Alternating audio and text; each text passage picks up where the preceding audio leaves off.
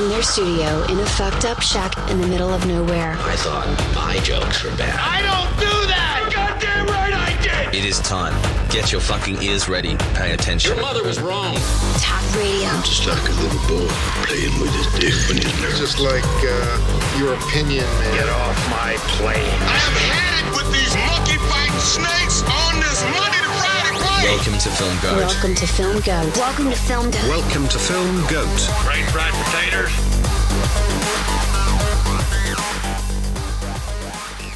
How's it going, everybody? It is the 3rd of November, year of our Lord 2015, and I'm Michael. I'm Jason. I'm David. And this is Filmgoat.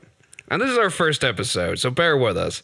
So we're going to try and talk about Oscar bait, considering it is Oscar season. However, we're not going to talk about new movies because we don't care about those, and we haven't seen a lot of them. So we're going to go back a few years to the Reagan presidency. Cocaine was flowing through the streets, and a little baby boy of joy named Jason was born, which is why we chose it.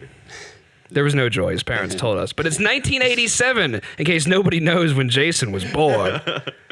So we're going to talk about, over the episodes, we're going to look through some of, the years and, some of the movies you may have heard of. Some of them you may have not. And sometimes, like, some of the movies that won Best Pictures are not the ones that are typically remembered always. And 1987 is kind of a year like that. Because I know The Last Emperor won, but we have the rest of the nominees, don't we, David? Yes. The nominees for Best Picture that year were Broadcast News, Hope and Glory, Fatal Attraction, and Moonstruck. Obviously, with The Last Emperor winning. Yes. I've only seen two. No, Moonstruck was the only one I saw out of that list. It's probably the only one worth seeing out of that list. Yeah, Fatal Attraction, that's It's good. Glenn Yeah. Close being crazy, but other than that, It's I pretty like intense. Basic Instinct better. well, I don't know if they're related, that's but because you had the, Yeah, yeah. the You leg get to see cross. some vagina, allegedly. If you pause it, Beaver rewind shot. it. Yeah, Beaver Shot, which is a good movie too, or it should be. no, when you try to pause on those VHSs, you just get the static. Oh man, that was awful. Like, there's a part in Return of the Jedi where Princess Leia like jumps over a cannon and like her like skirt flies up right before she chokes Jabba. You can't see anything. Trust me. But that wasn't nominated in 1987, even though it should have been, because they should just nominate a Star Wars movie every year, which might happen this year, but we're not talking about that. We're talking about The Last Emperor, Hope and Glory, Fatal Attraction, not Basic Instinct. Broadcast News and Moonstruck. And Moonstruck. And Moonstruck's the only one I've seen of that. I might have seen The Last Emperor, but I don't really remember it. Yeah, no, Well, The Last Emperor, I mean, it's 160 minutes runtime. I mean, that's It's one of those movies. Yeah, I mean, Those historical epics where it takes you back to a land. yeah, I mean, Far, far there is probably some cultural relevance to the movie, and apparently the original cut, the director's cut of the film, was censored by the Chinese government, I do believe, because they didn't like the way the government was being depicted in some parts of the film. well, Chinese are known for. Wasn't it like a super old government, though? Yeah, when the movie was made, 1987. I meant, like, isn't the movie just about, like, an old kingdom? I actually have no idea. It's about the last emperor of Okay, China. I guess that makes sense. Before the That's right. communist revolution. Oh, that's right. Well, China. Yeah, well, China. Old China. Yeah, this isn't about China. So, the movie, I do think there's probably some relevance, if you are interested in that period of history to see that film. But other than that, I mean, I wouldn't. It did win 9 Oscars. Though. Probably, yeah. It really front-loaded. Yeah. With the Last Emperor on It that. probably came out at the end of the year as well. Probably. I bet you it says it somewhere, doesn't it, David? But back in the Probably day, yeah. I don't have IMDb up. Okay. Well, back in the day, nominees for Best Picture would come all over the year. Like Silence of the Lambs won Best Picture. That came out in February. Like, they probably didn't even know what they had there. They had fava beans. But nowadays, they kind of backlog it. Even if a really good movie comes out, it has to be. I don't know. I mean, I feel like in this situation, sometimes what's happened, like I think an example would be Eternal Sunshine. I was actually gonna say that. Yeah, being looked over because it came out early in this. Yeah, it came out in March. Season. But do you think that studios now possibly they'll fund kind of like a little indie project or something, or kind of like a smaller production, and then ends up being like really good? Do you think they'll hold on to that till like Well, the they end of the certainly year? pay for. They do campaign a little bit. Like they do send people out. Like they start sending copies out towards this time of the year, and a lot of the people in the Oscar committee, I guess the people that vote for it, a lot of them are kind of older. No one technically knows who's on the Academy and who's voting for this, but I guess all the insiders do, so they know who to talk to. Just like last year when Birdman won, like at the end of the year it was like it's a race between Boyhood and Birdman, which were not probably the two best movies that came out last year, but they just had traction. People were talking about them, and at the end of the day, Birdman just had a little more sway. Like, hey, this is cool. This is a cool thing to pick, So there's a lot of politics involved sometimes. It just comes out at the right time. Same thing with like the King's Speech. It's like I don't really think the King's Speech was the best picture of 2010. True Grit was probably better, which was also nominated. I don't know about that. I think King's Speech was a little bit better than True Grit. Even though I'm a huge Coen Brothers fan. But John Wayne did it better. He did it okay. When John Wayne won an Oscar for True Grit, the old one, Best Actor, actually, it was almost like a Lifetime Achievement Award. Because he was old at that point. He was just a ground y'all shooting everything, Rooster Cogburn. And then at the end, he charged a bunch of people on a horse by holding like 2 shotguns, which seems pretty impractical, but that's okay. I mean, it's a testament to his manhood. Really. So they gave him an Academy Award, but I mean, that was like in 1969. I mean, who else was against him at that time? Like Marlon Brando was getting fat. It's like it was still a couple years before he became the Godfather. It was basically John Wayne, Jimmy Stewart, Gary Cooper. It's like those are the only 3 actors in Hollywood in the 60s. And they're the only ones that could win anything. That's why we didn't go all the way back for Best Pictures. Even though some famous ones like that didn't win, like Apocalypse Now didn't win Best Picture. That's one that everyone probably remembers. I actually think that Deer Hunter won that year. Also Vietnam. Well, we're not talking about that year, so I don't have that info. Yeah, we that's too far back, but 1987 seems like a pretty mediocre year, just all around. Movies nominated for Best Picture seem Ronald Reagan was president, as we mentioned. Maybe we didn't, but he was. Yeah, and Michael Douglas for Wall Street, Gordon Gekko. I mean, that nomination was probably just simply for that speech he gives. Basically. Yeah. Greed is good. Wall Street's definitely a competent movie, but that's by far the most memorable part of that movie. It is competent. That is a very good way to describe it.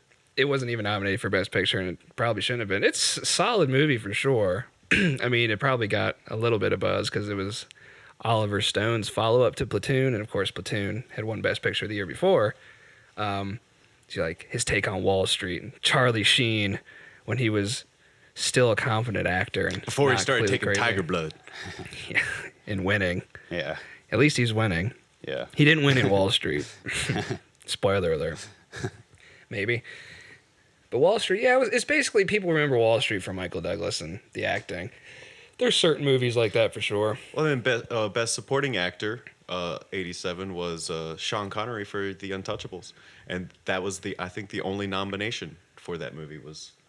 Connery. Some also find that to potentially be a Lifetime Achievement Award because Sean Connery had just been around forever, and they're like, well, he's good in this. How many other things is he going to be in? Let's just give it to him. A lot of people really like The Untouchables. Some people think it's a phenomenal movie. Yeah, I like it. Yeah, I enjoyed it quite a lot. I don't think it's one of the best things ever. I prefer a few other crime movies, but it's good. It's fun. Al Capone is pretty mean in it. Bobby D. Yeah. He's, that's when he was still everything you saw Robert De Niro in was just like, oh yeah, this is going to be good. Now, not so much. Well, also Kevin Costner was still, Dancing with Wolves. Well, no, that was before he danced. I know it was before, but he was thinking about it. But that was also, percolating for a while. It's also before he started building things in fields. Yeah.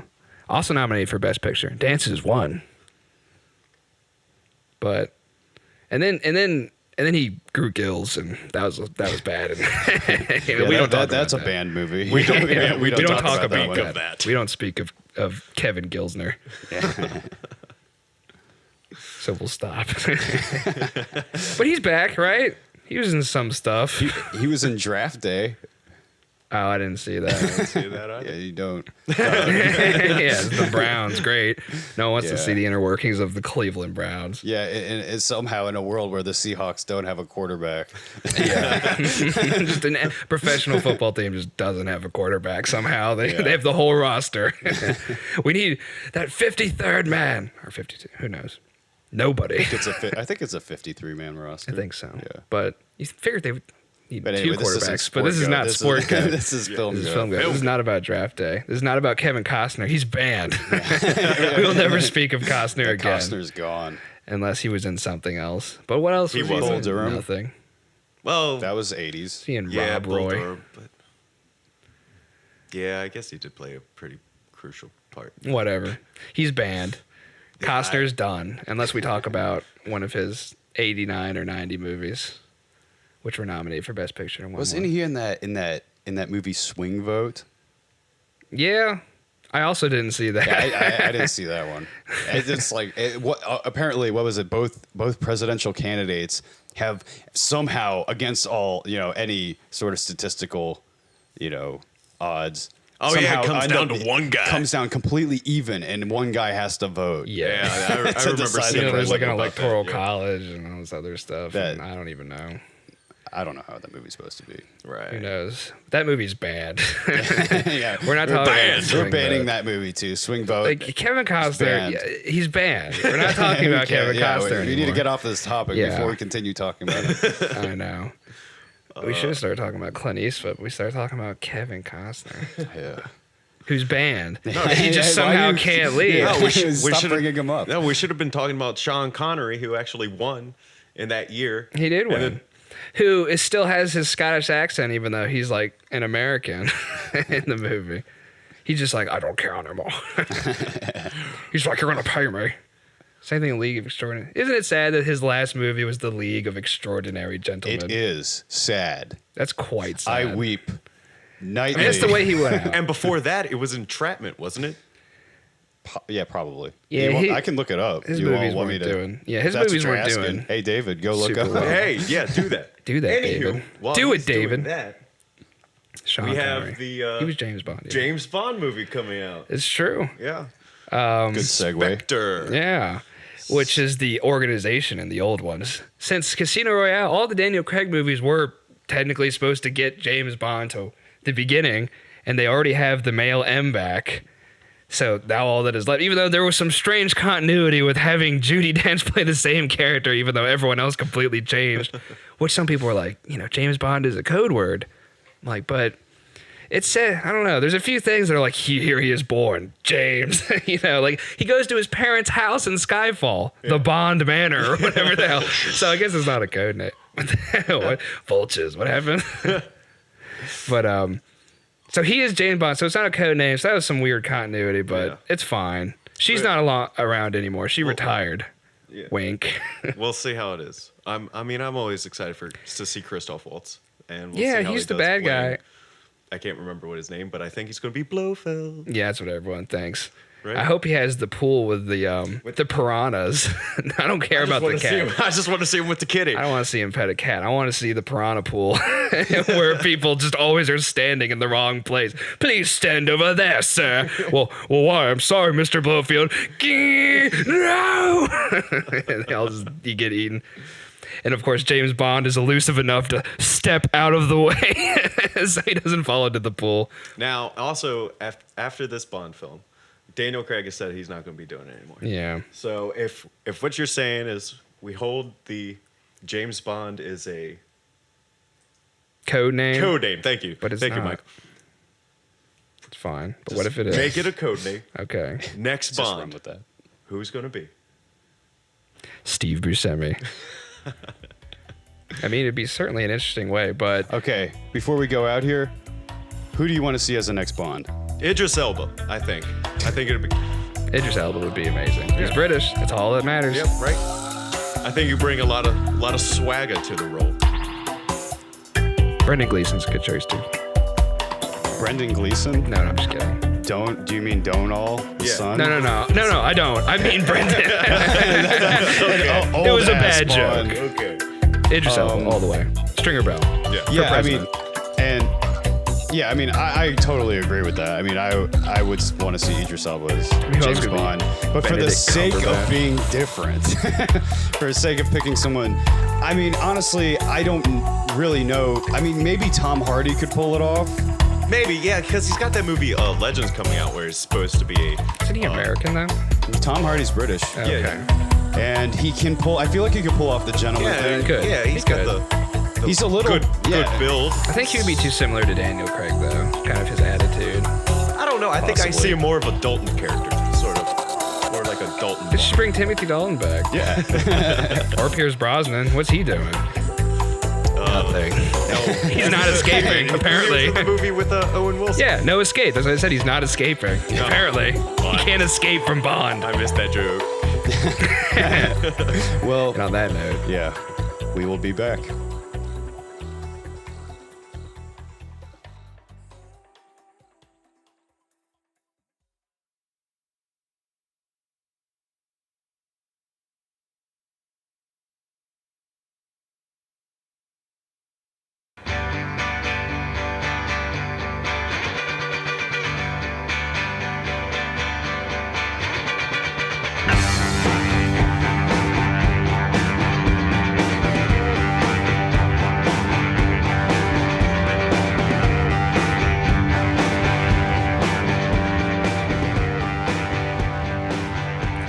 Thank you. Come again. This is still Filmgoat.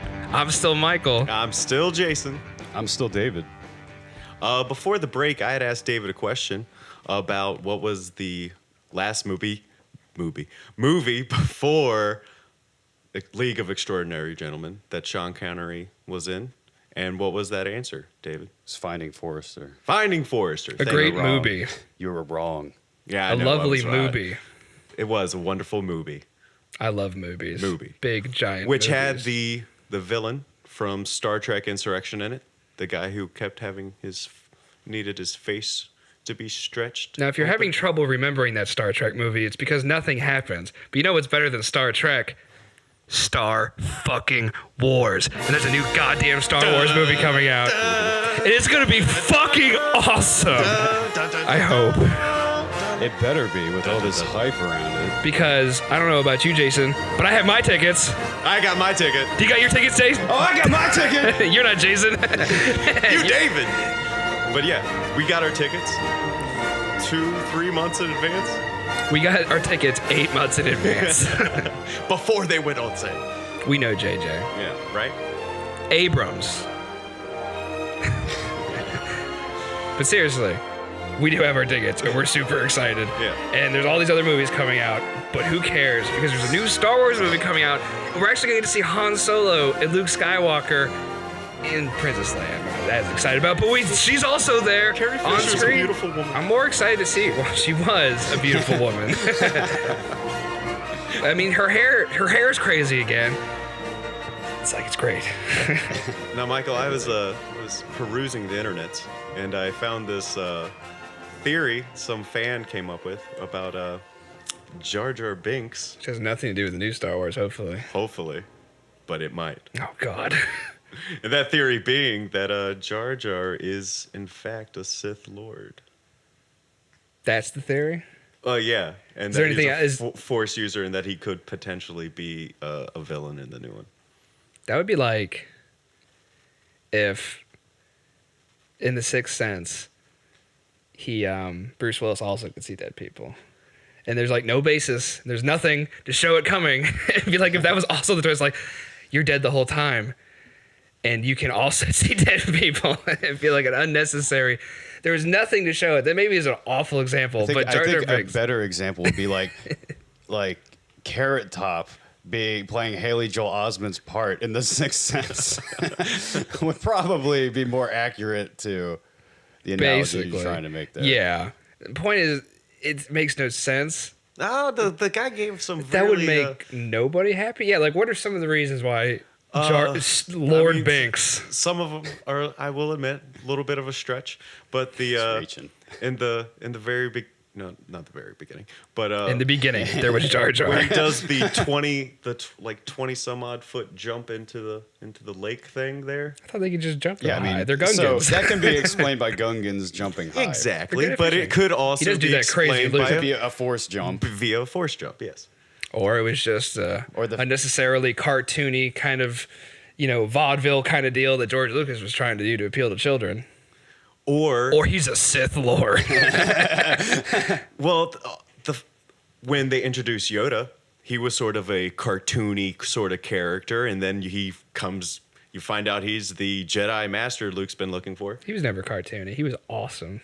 And he was I mean, cartoony. but wait, what he's saying though, you remember when he's first introduced, right? He's being But that's actually part of the plot. Jar Jar sucks. Well, it could have been a part of the plot. was It's trying like to fool George Luke. Lucas just lost his balls and saw how much no one liked Jar Jar, so he didn't go through with the big reveal. I don't know if he lost his And he's balls because so- he had the balls to put those damn movies out. I think he lost his mind and his heart.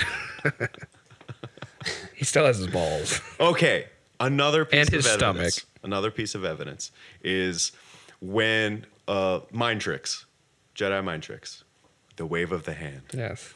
How you perform one. When Jar Jar is being promoted to Bombad General, he waves his hand.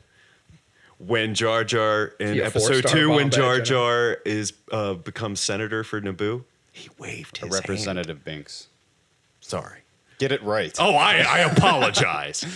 And then when in episode 3, when he's talking to the Galactic Senate, He's an attack onto the Galactic Senate. He's a talking to. Yeah. he's talking to the Galactic Senate. I didn't even know he was in the third movie. I forgot. Yeah, I thought you just showed up at the funeral at the end. He's the But one who. see, Oh, he does. He and- gives the and diplomatic that's the thing. power. And see, this is the thing that the only thing that Okay, ties into that's it. true. Okay, so now the rule of two does mess with it, but what the argument in the article was that Count Dooku sort of just comes out of nowhere. Like it's just like all of a sudden there's Count Dooku, and it's just like, well, maybe that part was originally written for like perhaps a Jar Jar type character, or Jar Jar maybe. But the thing is, to me, it's just like the biggest problem with all of it is just Jar Jar. the fact that it's just like that would mean that George Lucas actually was thinking about what he was doing when he was making those movies, which I don't know. And really I'm pretty know sure if he when was. C-3PO's head was being dragged across a dangerous battlefield, saying it's a drag. The horrible, Clearly, the the horrible puns. undercurrents of evil in that scene. Oh, the Misa puns. think we're gonna kill everyone in the galaxy. Yeah, George more. Yeah, like the last shot of episode 3 was, it shows Darth Vader, the Death Star being built, Grand Moff Tarkin, because he's there too. I saw the jowls. And the Emperor, all of a sudden, like there's a third. And at the very end, just like that evil look Anakin does when his eyes are like cat colored for some reason, that means you're a Sith when he kills all the people. Oh, yeah. Like all of a sudden it turns around. Younglings. Misa killing the younglings.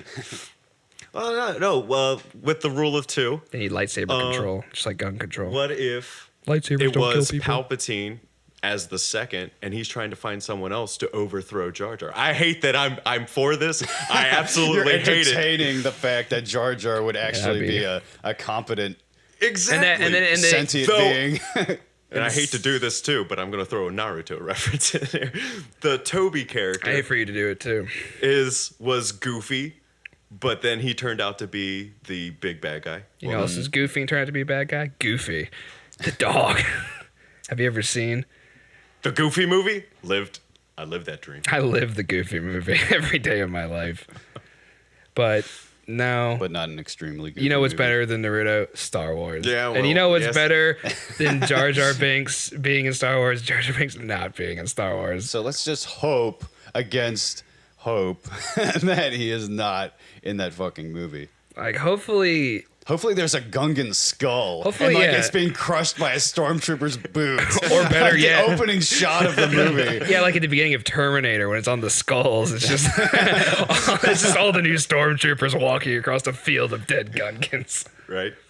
But no, There's only one Gungan left, Jar Jar. And they summarily execute him. it would Please, don't kill watching me. the prequels, I could watch them.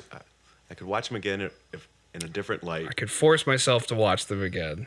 And if that theory is true, I'll be impressed. Cause like, if you bring it back, yeah, that'd be kind of cool. No, I'd rather something else happen. But hey, at least someone thought about it, I guess. And they're just trying to like make it okay, trying to explain away the prequels to themselves. It's a lot of that. Like, that was good, right? And that's something we here at Filmgoat have talked about before. When you see a movie you're really excited about, and the first time in my life I experienced that is when I saw Star Wars Episode 3.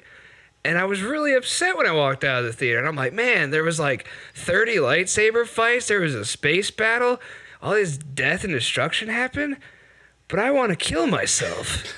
You know, well, maybe that's because I was an emo teen. It's like looking at all my friends like, that was good, right, guys? That was Yeah. good. That was good. I remember my mother was just like, why are you being such an asshole, Michael? And I'm like, I don't know. That movie was great. That movie was fucking awesome. I skipped school to see it. And then I went and I cried. When I walked out of Episode 3, I remember my friends and I were just laughing at all the stupid little noises. The Emperor made. With these, when he's fighting. When he's fighting Yoda and then Mace and then now you will die when he's fighting Mace. The nose during Mace Windu. Yeah, like that's classic. Oh, that's so classic. I mean, and not for the right reasons. Yeah, right. And Like, then just like some of the droid noises just got really irritating. I remember R2-D2 laughing out can loud fly. in the theater.